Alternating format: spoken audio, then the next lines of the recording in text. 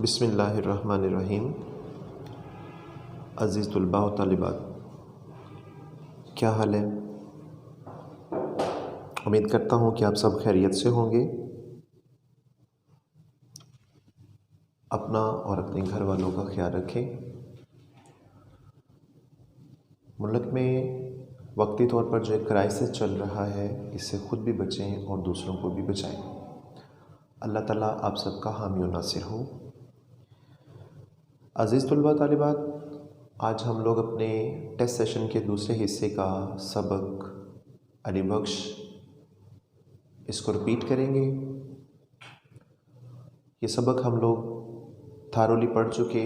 Exercise, सवाल जवाब, मुश्किल अल्फाज के मानी भी मैं आपको करवा चुका हूँ। आज इस सबक को कुछ पॉइंट्स की शक्ल में हम लोग याद रखेंगे।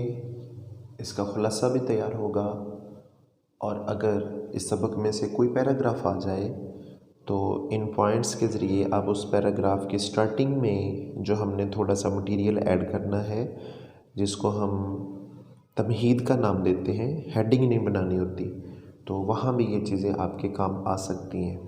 लिहाजा इसको बड़े गौर से, ध्यान से समझिएगा, और इसी तरह फिर आप ख़ुद भी इसकी प्रैक्टिस जारी रखेंगे। कोई एक पैराग्राफ पकड़े और उसकी ट्रांसलेशन करें। इंशाल्लाह कल अली बख्श में से कोई एक पैराग्राफ लिखे, मैं आपको उसकी तशरीह करना भी बताऊंगा।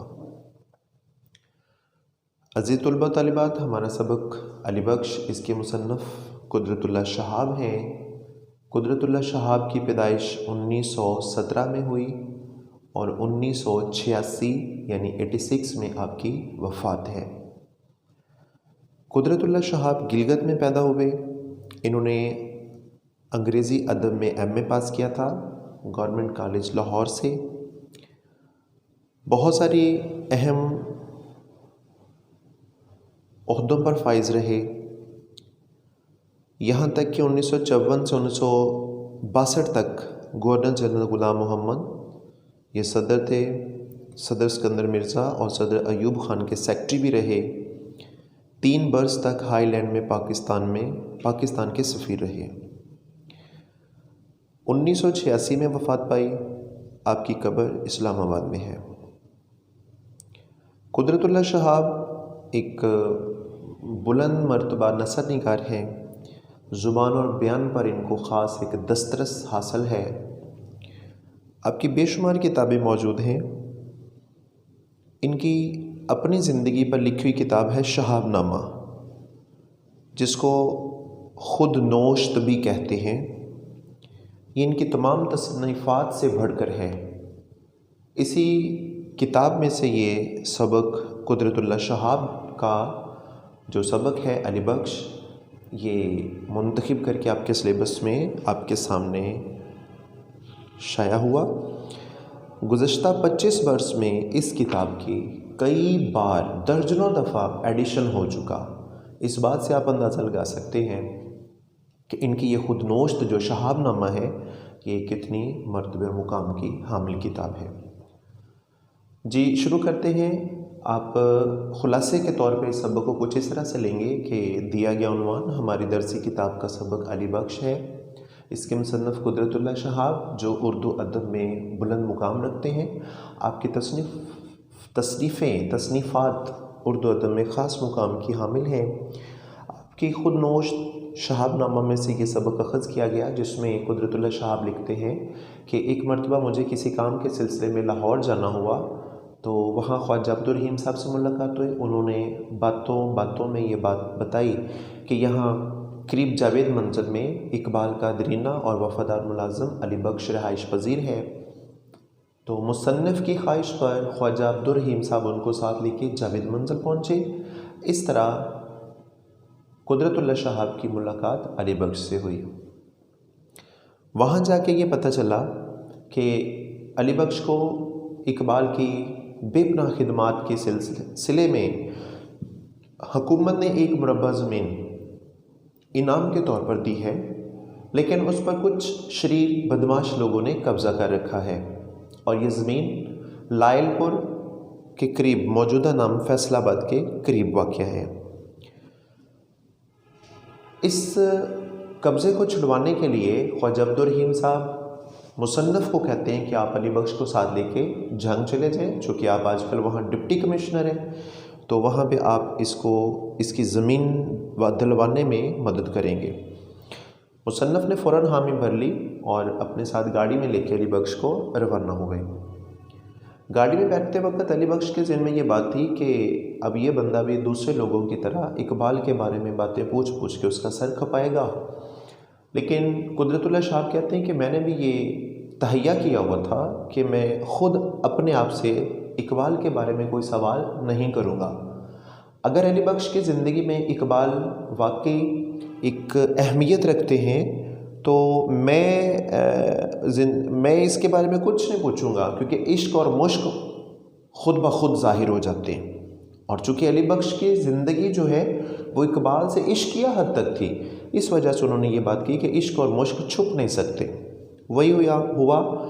थोड़ी देर के बाद अली बख्श खुद कलामी में बातें करने लगा।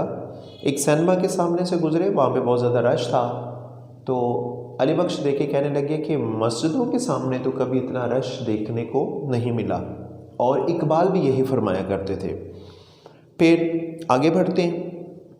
एक जगह मुसन्निफ़ पान ख़रीदने के लिए रुकते हैं। अली बख्श बेसाख्ता कह देते हैं कि डॉक्टर साहब को पान पसंद नहीं थे।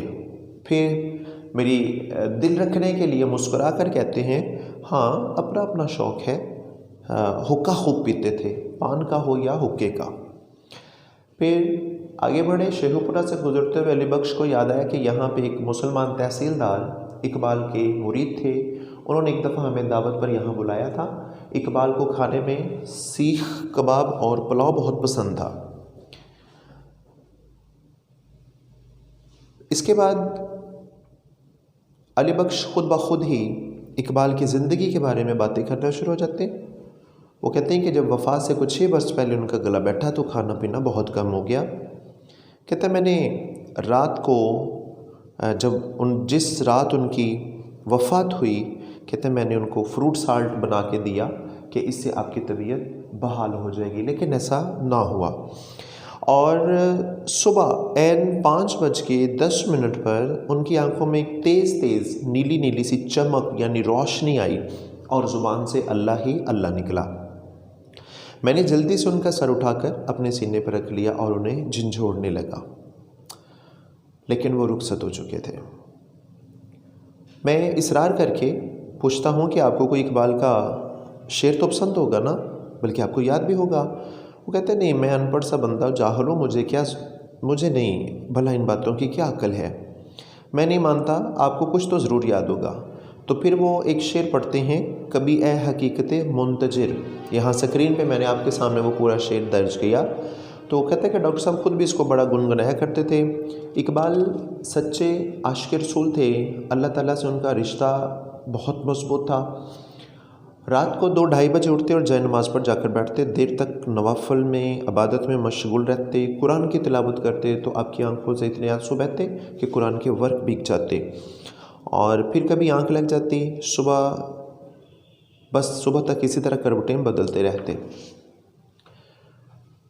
यहाँ पे कुदरतुल्लाह शाह ने ये बात भी बयान की है कि इकबाल को रात को सोते वक्त झटका लगता था, उनके गर्दन के पट्ठों में कोई प्रॉब्लम थी। तो वो जब उनको यूँ झटका लगता तो वो मुझे अपने करीब ही सुलाते थे, कमरे के बाहर, वो मुझे आवाज़ देते। तो उन्होंने मुझे पहले ही बताया हुआ था कि अगर ऐसी कैफियत हो तो तुम मेरी गर्दन के पट्ठों को ज़ोर से दबाया करो। तो अली बख्श ऐसा ही करते, इससे उनको कुछ सुकून मिल जाता। अब इसके बाद अली बख्श कहता है कि डॉक्टर साहब बड़े दरवेश आदमी थे, घर के खर्च का हिसाब किताब नहीं रखते थे, वो टोटल हिसाब किताब मेरे पास ही होता था। रेल के सफ़र के दौरान मैं कभी अपनी ज़रूरत अपनी ज़ात पर ख़र्च नहीं करता था, लेकिन इकबाल इस बात पे मुझसे नाराज़ होते थे। और ये अली बख्श चूँकि इकबाल और उसके बच्चों का बहुत ही मुखलस था, इसलिए इसने अपनी ज़ाती जायदाद, ये जो 1 मुरब्बा ज़मीन इसको हुकूमत ने अलाट की थी, इसके हसूल के लिए भी ये बार बार जंग फैसलाबाद जाने के लिए तैयार नहीं था। वो ये सोचता था कि अगर मैं चला गया तो पीछे जावेद यानी कि इकबाल के बेटे का नुकसान होगा, और वो सोचेगा कि बूढ़े अली बख्श को आखिर ये क्या पड़ गई है कि वो बार बार जो है वो लाहौर छोड़ के चला जाता है। फिर इसके बाद अली बख्श ये बताते हैं कि इकबाल की जब बेगम का वफ़ात हुई तो वो उनकी बेटी मुनीरा बहुत कम उम्र की थी। डॉक्टर साहब ने नर्स के लिए इश्तिहार दिया तो बहुत सारे जवाब आए। एक बीबी ने तो ये भी लिख डाला कि मैं डॉक्टर साहब के साथ शादी करने के लिए तैयार हूँ। डॉक्टर साहब परेशान होकर कहने लगे, अली बख्श देखो, ये देखो तो सही, इस खातून ने क्या लिखा, मैं बूढ़ा आदमी हूँ, अब शादी क्या करूँगा। फिर अलीगढ़ से एक जर्मन लेडी जिनका नाम डोरस अहमद था, ये हयात इकबाल के आखिरी 2 बरसों में अल्लामा इकबाल के बच्चों की अतालीक और निगरान के तौर पर जावेद मंजिल में मुकीम रहीं, वो आ गई। ये अलीगढ़ मुस्लिम यूनिवर्सिटी के प्रोफेसर की साली थी। तो इस तरह अली बख्श का तख़य्युल बड़ी तेज़ रफ्तारी के साथ माजी की यादों में खोया होता है। आखिर जंग पहुंच जाता है। मुसन्नफ़ अली बख्श को अपने पास एक रात रखते हैं। अगली सुबह वो अपने एक नहायत काबिल और फर्शनास मजिस्ट्रेट कप्तान महाबत ख़ान की मुलाकात करवाता है और उन्हें सारी बात बताता है। कप्तान महाबत ख़ान कसम खाता है कि वो हर हाल में अली बख्श को उनकी ज़मीन का कब्ज़ा दिलवा कर रहेगा, और वो कहता है कि अगर हम इतना सा भी काम ना कर सके तो फिर हमारे होने या ना होने का कोई फ़ायदा नहीं।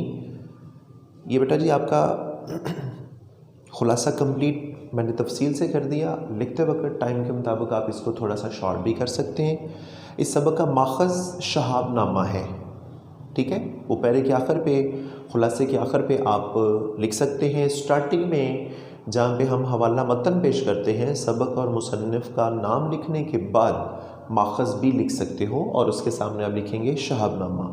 कल इंशाअल्लाह हम लोग इसी सबक में से कोई एक पैरा लेंगे और तफसील के साथ फिर उसकी तशरीह करने की कोशिश करेंगे।